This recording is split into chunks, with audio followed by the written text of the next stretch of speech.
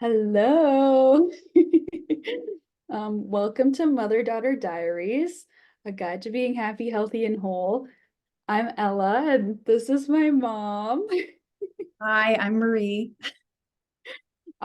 This is our very first episode of our new podcast. Today we thought we would just kind of discuss about what kind of led us into creating this idea and kind of how it came to fruition. But we thought we would do that through asking each other questions of helping you guys kind of get to know us and who we're and what we're about and who we are. Yeah, so we'll just be sharing kind of the ins and outs of what led us into this. We're really excited about this launch because it's been on our hearts for a really long time. Do you have anything you want to add? Yeah, I just kind of the same. Just exactly what Ella said. We've been chatting about launching a podcast for a really long time, and it most definitely has been on our hearts. And actually just said to Ella recently, like, let's create a podcast, like almost like a diary of things that we would tell or things we want to share with your daughter or your children one day. And just I so believe in intergenerational change and what that looks like. And so, yeah, we're hoping that we can, shed some light or at least normalize some things for you guys. Yeah, and that's also a big part of it. We want to kind of create a safe place for people to see kind of almost like a survival guide Yeah. because it hasn't always been butterflies and rainbows with us. There's been a lot of growth and a lot of healing that has taken place for us to get to the point that we're at right now. Yes. And we're so excited. So, should we jump into it? And I have some questions that I want to ask Ella. They're not just the standard questions. Who are you? How old are you? What do you do? But some questions that they're a little bit deep dive, maybe. But they actually, I think, will give a really, really good insight as to like who Ella actually really is. And so, are you ready, Ella? Are you ready I for my am. I'm questions? I'm a little bit nervous just because just for like background for you guys, we wrote these questions without telling each other what they are. So both of us are gonna be really surprised just because we want to keep this super raw and authentic. So yeah, I'm just a little bit nervous just because I don't know what the questions are, Yeah. but Okay, don't be. I'll do And my best to answer them. I think it's so important too to point out that like Ella, we've had so many conversations that I've literally said, oh, I wish we could have recorded this for people to hear because I don't know, my heart is actually always so full. And to be honest, I actually tell people all the time, of course, people, it comes up and people ask me like, oh, how's Ella doing and what's she up to? And I'm like, honestly, like I tell Ella all the time, like, I think you should be my mom. I think maybe you should be my mom because I learned so Oh, many things from you. So I'm oh, going to start by I love asking Mom. you. I love you too. We do wear our hearts on our sleeves. Oh my gosh. But yes, I actually do learn so much from you all the time. And I'm so grateful for you. So, my first question is it's about your transformation. So, I love a good transformation and a good transformation story, but I love the way you think. I love the way you think. And I've got to see the evolution The of that. best. It's the best compliment ever. That's my favorite thing. You could tell me I look nice, I look beautiful, and that warms my heart. But when it involves my mind, that just makes me bubble from the Oh inside my out. gosh. I know, and I do. I truly, truly love how your brain works. And I think that's why I feel like we have such awesome conversations with each other. But here's my question. What pivotal things have um kind of opened that up for you? Like I know that you're a very deep thinker and you've kind of explored like a lot of like feminine energy and like kind of your spiritual side and your inner child and all that good stuff. And I don't want to get into all of that, but like what are there any really pivotal things? Because you also are so young. Like what has brought you, like what pivotal things have happened or what pivotal things have brought you to like this kind of place of self-discovery? That's a phenomenal question. That's a really good question. This might not be what people are expecting to hear, but it's the adversities that have gotten me to where I am. It has been like moments of having a lot of self-doubt and low self-esteem that, I'm a true believer that for change, you have to kind of hate where you are to know that that's not what you want and to actually discover that there's something else out there.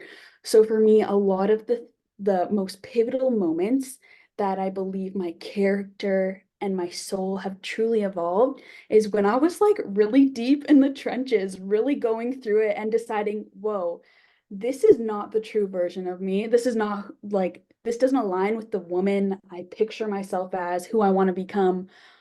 What can I do to heal? How can I change my mindset? And how can I be the biggest thing? How can I be more gentle with myself? Because, like you said, I'm a very analytical, deep thinker. So that can sometimes come with a lot of like hard thoughts on myself. So I've really had to learn just to be more gentle with myself. And that is what has brought me to be this version of myself that I am now. And it's the same tools that I continue to use to evolve even more. Because I think life is a continual evolution where you're just always learning and growing and changing, no matter what point of your life you're at. That was a great question. I actually love that because I think that, yeah, so many people have this like high standard or they have this belief about like how they should be, especially like right now, the world is kind of a crazy place. And, we see That's an understatement. yeah, yeah, there are just inputs all the time that I think like kind of maybe cloud our judgment a little bit. But I always think like you have to have a high standard of yourself, but you also have to have self-compassion. And so, yeah, that's a great answer. I love that. Thank Okay. you. I'm gonna ask you the It second flowed one. right out of me. Okay. So my second question for you is, okay, so I have had the pleasure of witnessing you interacting with so many different people. Like I've seen you obviously for years in the training studio, interacting with mature women and also, young women like of a similar age to you. And there's something really, really genuine, yet really curious about you. Where does that come from? Oh, I think since as I was like a young child, I've always wondered why I am the way I am, but also why other people are the way they are. So I've always had a very curious nature, just trying to understand things more and and like I don't always have the full picture. So I enjoy asking questions. I love hearing other people's perspective on things as well, because I think it helps me develop my perspective more. If there's something maybe I've never, this is what I think.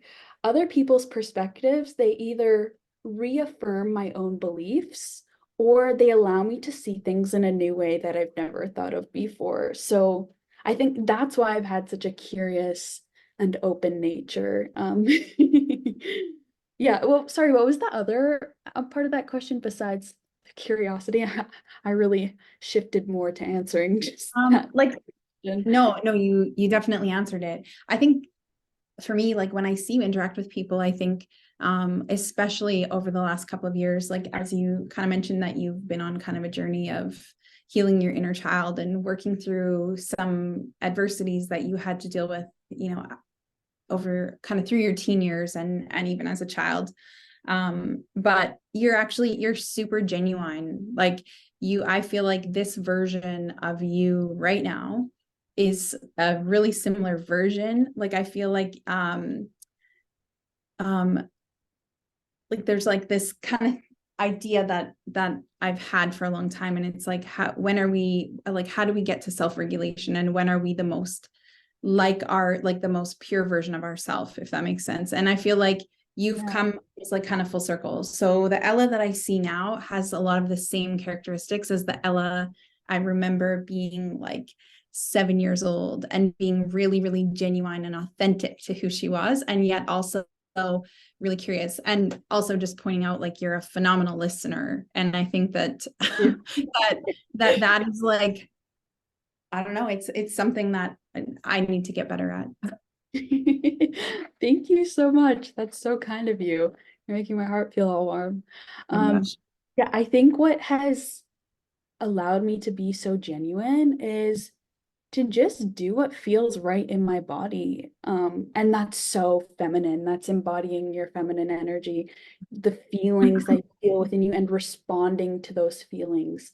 Um, for a long time, especially in my like teen years, when I was trying to discover who I was, I thought I had to be something different than I was as a child. So I had really lost touch with that inner version of me that just did what she wanted and did what felt right to her. But I've been able to kind of do a lot of journaling and a lot of thought work around what like led me from leaving that path and why did I think that was the right thing to do and how can I go back, because I think ultimately when we come into this world we are the most pure versions of ourselves, we Mm. are who we're meant to be, and then there's like a lot of noise and chaos, and that leads us, it kind of distracts us on our journey of becoming who we are.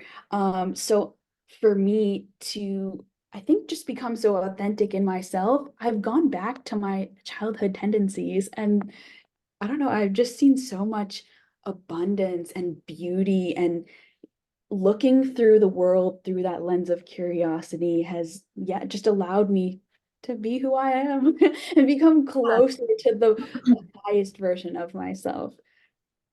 It's actually really cool because I don't think that very many people get to that place at such a young age, because I think what I think I observe is that so many people your age, or like, kind of late teens, early 20s, and even into their 30s, they're still living like they're living a life for everyone else. And so Mhm. it's They're still actually, on that path of trying to figure out what other people want from them yes, almost. yes. Yeah, it's really cool. I actually think that you'll change the world by teaching people how to kind of come back to that and to stop chasing something that doesn't exist. You know what I mean?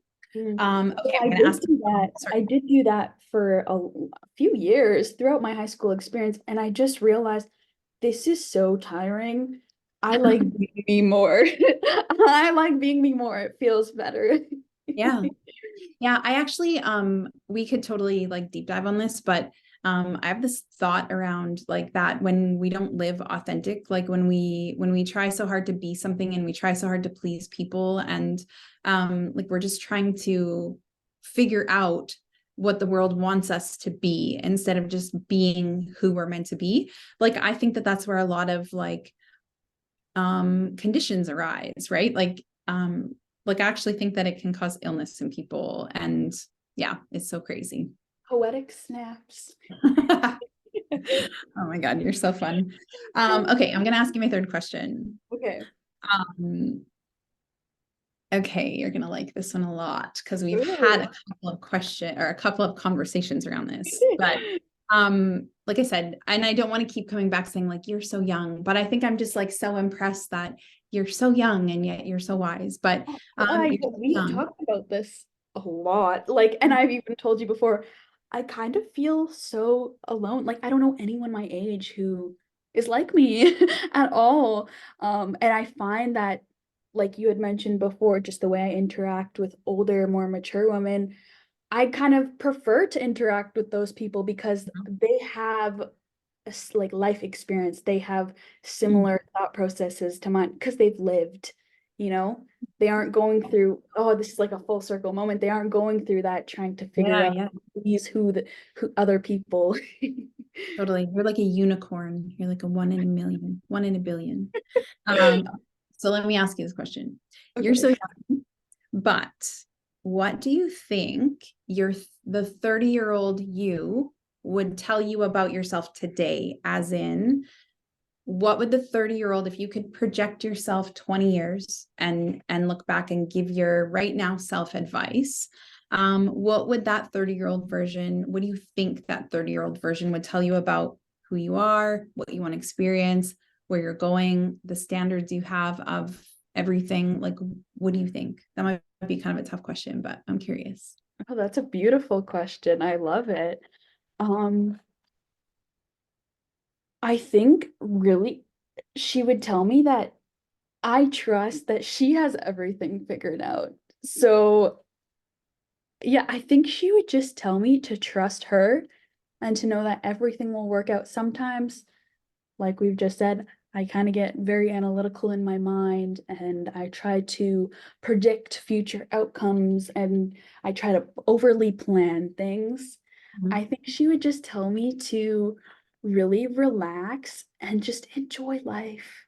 And I've gotten to experience this, especially like something when you hit 18, life just moves so fast afterwards. So I think she would just tell me, like, enjoy, love every second of every day, love every moment, like, love the people you surround yourself with, just love everything you do. Don't waste time on things that don't bring you peace and joy and love. And I think doing those things gets you to where you're supposed to be. Mhm. Um, she would tell me not to worry and that everything will be okay. Mm, I love that. Trust yourself, trust Yeah. your gut, trust your intuition. Yes. Yeah. Yeah. We spend lots of time talking about that stuff. Amazing. Do you have any other add-ins or questions for me? I feel like it will spark conversation, but let's try to keep this short and sweet and timely for the first one. Yeah, you're right. Oh, yeah, we're gonna have some long ones I can feel coming up in the future. Okay, are you ready for your questions? Oh, I think so. Let's see. Do you feel the nerves? It's not like A bad little bit. nerves, just, oh, I don't know what to expect. It's kind of excitement, actually. I think when I Yeah, feel it, it's not that's a nerves. better way. Excitement. That's a better way to describe it for sure. Yeah. Okay. So I've also got to see your evolution, and we've almost got to like evolve alongside each other, which has been a super special experience. And I've got to see you go from like styling people's hair in our basement to empowering women to live authentically and healthily. And despite your huge amounts of success, there's this one thing that I know you're most proud of because you tell me all the time how proud of this you are. And it's being a mom. You always say, the one thing I am most proud of is being a mom. Yeah. So, my question for you is, how has being a parent formed you into who you are? And how has it, what have your children taught you about yourself? How have they helped you evolve into the person you are today? What have they taught you about yourself?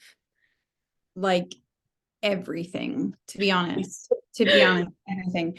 I actually, yes, I tell people all the time. Like I literally tell Dave all the time. Like I'm sure he's so tired of me saying it. Like I'm proud of a lot of things I've done, but the thing I'm most proud of is being a mom. And it's actually kind of crazy because I remember being your age and being like, I'm never having kids. And then I became a mom and oh God, like I don't know, it's the most rewarding, hardest. Like you have to be so selfless. Um, and like you just, I think any mom that ever listens to this, if anyone ever listens to it, any moms, they'll feel the same. Like it's like one thing being a mom is like,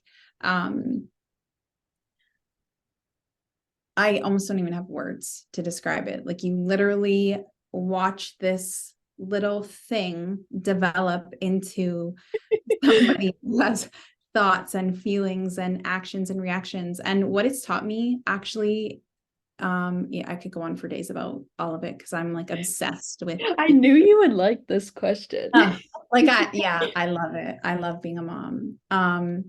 But it's actually like everything about my kids. I think I learned this a long time ago. Like I remember thinking, like, wow, I'm responsible for who this person becomes. And that I felt like A lot it of was pressure. such a It's pressure, but it was something that I like really held in my heart. Like, how could I help these people? Like, I never in my life have viewed, like my kids as like my kids as in my possessions. Like I've always thought That's of you like, guys as people. yeah, and you have to like lead those people by example. Yes. Like, okay, yeah, I Exactly. see where you're heading with this. And so I've always thought like, how can I lead these people to be like high functioning, contributing members of society? Like I remember thinking that when like you and your brother were like babies, like, oh my gosh, I have this duty to make sure that they grow up to be these like exceptional. And that requires And, you to be that way, hey? yeah. So And it's that just takes like footsteps. I think I've just learned to ask a lot of questions and to share a lot of things. Like we have a very, very open relationship about like we've like I never ever really assumed the role of like um the dictator or like the one in charge. That's why I feel like sometimes you guys parent me, but um but I actually I don't God, I have so many, this is such a hard question. I have so many thoughts around it because in so many ways, like I was 20 turning 21, so I was young. My And age, mhm. basically. And so in like so many ways, I've grown up with you guys, right? Like compared to where I am now, and now obviously having Jack and So whatnot. But cute. yeah, but I think the biggest thing that being a parent has taught me is like our kids are such a mirror and such a reflection of who we are. And so we can actually like figure out a lot of what we're going through by just sitting quietly and observing our kids.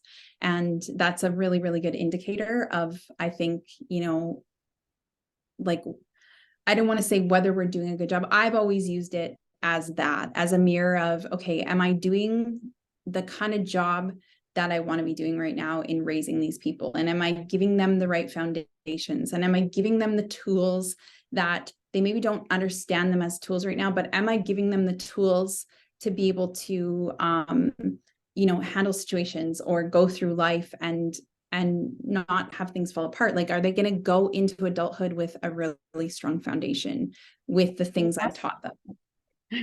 Asking those questions kind of requires you to do the research and you to figure out how you have to do those things, how you have Yes. to become a person who can solve problems and is really respectful, like so that your children can watch you. Because one of my favorite things I've ever heard is children don't learn from words, they learn from watching. They Oh, learn it's from so watching true. you.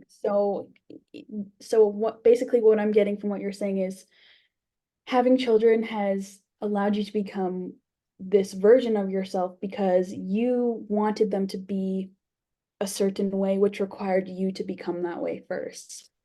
Yeah, totally. And honestly, I had this written on the board in my training studio for a long time because I actually really believe this. Like, you know how I always say to you, like, oh, there have been like so many happy accidents in my life. But actually, like, I don't think they were really happy accidents. I think it was like, honestly, like, I don't know, like ancestral, like intuitiveness that it's like I knew things I didn't know that I knew. But on the board in my training studio for a long time, and something like a mantra that I teach women there is number one, we cannot pour from an empty cup. So if mom's good and mom has a good foundation. So when I talk about how can I, asking myself the question, how can I build you guys? How can I create a strong foundation for you guys so that you are built on a strong foundation so that you go through your life with these tools? Like it was, you can't pour from an empty cup. So I always took care of myself the best I knew how, and obviously sharpened that sword as I've gotten older, and found kind of more like better, like more reliable ways to do that, I would say. And then the other thing is, like, I believe this with all my heart, you cannot teach what you do not do. So where parents say, Wedding don't snaps. Oh, no, but really, right? Like how I always thought, like, how can I tell you to do something, or how can I tell your brother to be this certain way if I'm not doing that? And so I think actions speak way louder than words. And I don't know, I know whatever, I haven't always been right or been the best in many ways, but I've always like really tried and aspired to. And anytime I felt like there was a failure, like, this is like also just ingrained in, I think, it's sewn into the cloth of who I am. How can I get 1% better? And how can I learn from things? Like if I, yelled at you and I felt really bad about that. It's my next question. Oh my gosh. Okay. Well, I'm not even going to answer this then. Okay. Sorry to interrupt. I No, just no, was like, no. oh, this is leading like perfectly into Oh my where I gosh. wanted Okay. it to go. Well, let's have it then. Okay. So I've also witnessed you as the person who has always come out on the other side of hardships and difficulties, a better version of yourself. Um, what would you say is one of your most difficult experiences, but has forced you to grow the most? And how did that lead you into becoming who you are now? Like going through divorce with your dad, right? Like I had two very young children. And I remember like my thoughts around that going in were like, oh my gosh, like it wasn't about me or even him. It was like, okay, are these people going to be okay? These people being my kids, right? Like, are they going to be okay on the other side of this? And how can I make sure that I like support them and in a way that they know that they're still loved and they're still safe and they're still okay no matter what, right? Because I think that like especially something like a divorce for a young child is like it could be really traumatic. Yeah, you don't really understand what's going on. There's just And a so huge that's life-altering change. yeah. Oh, Yeah. major.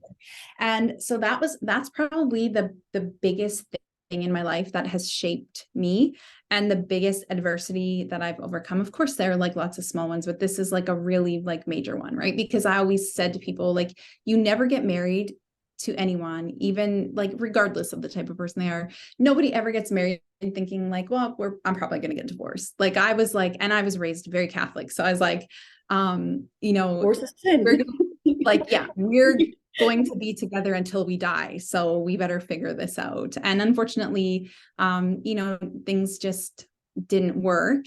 And that's okay. But it really taught me a lot. Like, and I can't even really get words out right now because I'm trying to say so many things at once. But that like hands down was the biggest thing, the biggest obstacle. And yeah, just, I don't know, at some point, I don't know if it was something I read or just people I kind of placed myself around or just I think we have strong intuition and we have a belief in ourselves. Like if we, sit still and quiet long enough, we know that we have everything that we need inside of us to be okay. And I remember, yeah, just thinking like, you know what, this isn't the end of the world. And, these things happen. And I can still be the best version of myself. And I can actually be a better version of myself. Because now I know that I need to like pay attention to that, right? Like I know that I am ultimately responsible for my thoughts, my feelings, my actions, my perceptions of everything, and I can control them. And so, yeah, I don't know. I just, that really taught me to fail forward and to like failure isn't a bad thing. Actually, failure at, if we put quotations around the word failure is actually a phenomenal teacher. And so I learned a lot from that, and I have zero regrets about it. And I to this day, I'm like actually really grateful. I'm really grateful for like that relationship was a really like it was a really challenging, like it challenged me to like the pit of who I am in every way imaginable. And like I'm actually like every day, it sounds really crazy, but I'm actually so grateful that I had that experience early in life. Because 100% I would not be where I am, who I am, how I am, or have like the grit that I have, or just the feeling of it being okay to fail if I hadn't gone through that in my 20s. Yeah, this kind of leads back into like your very first question for me. Mm-hmm. And it seems like the similarities we've both had have is that our diversities have shaped us the most into who we are rather than our wins or the good things Mhm. that have happened. Because I think I think it was you who told me this. When we're at our worst, that's who we truly are because the Oh way yeah. you act, how you act, the things you say, the Mhm. actions you make, that is a true reflection of your character, is Yeah. when you're going through adversities. Mhm. I do believe that. I totally believe that. Are you ready for your last question? I am. I'm so like happy with how this is going. It's going so good. Okay, so you know that I absolutely love Lewis Howes. I think he's so exceptional at asking really good questions. He's really good at listening. I think a lot of the things, just how he acts and who he is, I really admire those characteristics. So I've taken those on. Um, but I want to ask you one of my favorite questions that he asks, and he asks all of his guests this at the end of his episodes. And the first time I heard this question, I was like, my mom would be a perfect person to ask this question. I really want to know what you would say. Um, but I just think this question is so profound. And it is, if you were to disappear tomorrow and everything you've ever done, all the clients you've ever taught, like all your words of wisdom, if you everything had to disappear and you could only leave behind one thing or one word of advice, um, or something for everyone to live by, one singular thing to be remembered for, what would it be? Oh my gosh. What's your mantra, or what is that one thing that you would want people to live by and remember you for? It Because I would feel be like this would describe like who you are as a person. Sorry, go ahead. no. Just trying to figure out how to put it into a phrase, but it would be to do with failure. It would be like failure is not, there's a saying around it and I'm going to butcher it, but it's like failure is not it's not final and failure is not fatal, right? Like failure, like I said, like failing failure is our greatest teacher. And so we should aspire to fail as many times as possible and like over and over again, except we should learn every single time one small thing from that. And so it would be to not run from failure and not fear failure, but to actually like source it and seek it out. That's what I would want people to remember me by. Ooh. I feel like, yeah, that does describe you so well. Because any like So, failures you've had in your life, I'm using quotation marks, failures, yeah, they haven't actually been fails because they've brought you to be this version of yourself. You have been no, able to take things away from the things that have challenged you. definitely. I think that like when I think back, like I'm like, oh, every failure is an opportunity to become better, right? Regardless of anything. And that's like, you know, that's literally in everything. Like I would never fear failing in business or failing in any way, honestly, losing. We'll put quotations around that too, losing, because I don't think losing, it's losing is based really solely on our perception, I think, On because the lack mindset. it really Because truly is. Yeah. if you fail, I feel like people who live in that state of abundance and have abundant thoughts, they Mhm. don't view failure as losing something. They view it as gaining knowledge for, okay, this happened. Now I know for next time I try this, what I need to do and what I need to not do. They use it to 100%. your advantage. Use failure to your advantage. Totally. And I think that we grow up, and I have to wonder, and I don't want to really get too deeply into this, but I have like a lot of curiosity around it. We learn from a really young age in school that failure is not a good thing, right? So we avoid failure. But actually, what I think is if we actually taught it different from a young age, like if we taught kids not to avoid failure, but to find failure, they would start to see it as just like almost like a meandering river, right? Like instead of success being from point A to point B. And if there's a little bit of a dip along the road somewhere, well, they failed and they have to start over again. Like failure doesn't mean starting over. And I see this a lot in coaching women in the space of, physical transformation or like a health transformation. When somebody, let's say, and this is so common, when somebody does really well, like they're excited, they're motivated. We should put quotations around that as well. Motivation. But when they're motivated and they do really well in the beginning, and then they have a wrinkle in the plan, right? They have something that wobbles their world that causes them to, as people say, and I hate when people say they fall off the wagon, because I'm like, what does that mean? Right? That doesn't sound good. But when they wobble a little bit and they say they have to start over because they've now failed. And I'm like, no, like you're definitely not starting over, because now you have gained all this knowledge from where you were to where you currently are. So even if you wobbled a little bit, you haven't lost that knowledge and that experience. You've actually gained so much, right? And so you haven't actually failed. And so we need to start teaching people to think of it differently. Like I use the words wobbled all the time, right? You just wobbled a little bit. That's no big deal. Like everybody wobbles.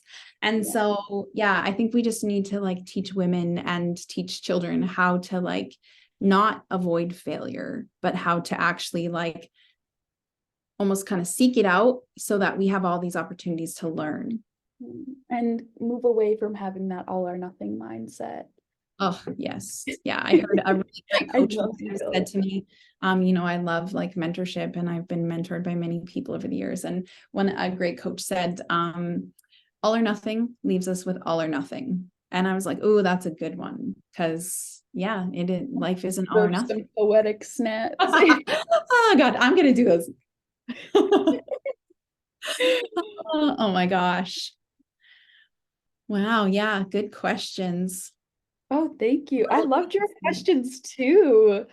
Yeah. I think they're good. I remember when we decided to do this thinking like, how can we do like an intro podcast without being like, I am Marie. I do this for a living. This is how old I am. This, like, but actually just like have a conversation just to create some insights into like what we value and what our beliefs are. Well, it's like so authentic to us as well. And I even think too, how I feel about whether you call it God, the universe, whatever your beliefs are, I think it always kind of ties everything in perfectly because we didn't know the questions we were asking to each other, but I noticed throughout the conversations we were having, there was like full circle moments that where everything just magically tied together. And this was without being planned at all. Yeah, I think it's so beautiful and so amazing how things work out that way. Yes, we actually can't wait to continue to share things. And yeah, I'm excited. I'm so excited too. Yeah, so if people are listening to this and you want to connect with us, you want to maybe submit some questions you have for us, you can follow us on our social medias. We haven't quite established a way. We've been doing some talking. This is very new, but for now, if you have any questions, just send us a DM. One of us, you can even message our Transform page called Transform Academy YXC. My Instagram is growing with Ella. What's yours? My Instagram is Transform Marie Fit. Yes. Okay, so yeah, we're just so grateful to anyone who sat here and took their beautiful, precious time to listen to what we had to say. And we really appreciate your existence. And we're sending lots of love and abundance out to you all. And we hope you have magical, magical rest of your year. Or I guess by the time we post this, it'll be the new year, hey? Oh, yes. Rocking in 2024. Yeah. Getting rid of everything you don't need. Beautiful. All right. Bye, everybody. Bye.